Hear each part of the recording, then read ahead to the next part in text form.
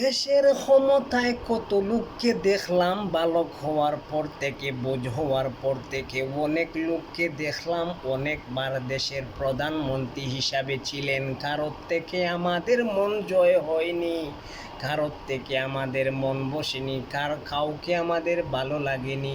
তবে 2026 সালের এমন একটা নির্বাচন হবে, ওই নির্বাচনে আপনার বিবেক দিয়ে, বিবেক কাটিয়ে একটা নিজে নিজে একটা মতামত নেবেন।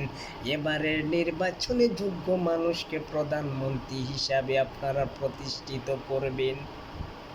তুমি কে আমি কে, আমজনতা শিল মারিব, যোগ্য লোককে শিল মারিব।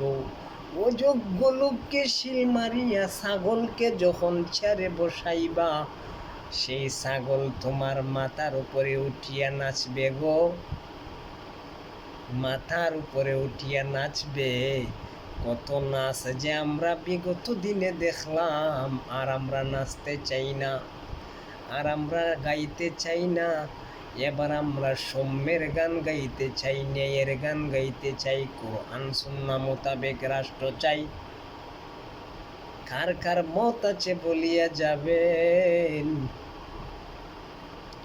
যদিও আমি একজন মানুষ, আমজনতা হয়ে ওয়াজের সুরে সুরে আপনাদেরকে বলিয়া যাই, আপনার বিবেক তো এখনো মরেনি ভাই।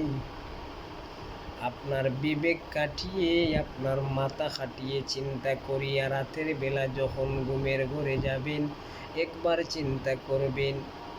অনেকবার তো দেখলাম, অনেকবার তো দেশের প্রধানমন্ত্রী দেখলাম, এবার একজন প্রধানমন্ত্রীকে দেখতে চাই যার জন্য আমাদের দেশের কল্যাণ হবে। মাত্র একবার দেখব।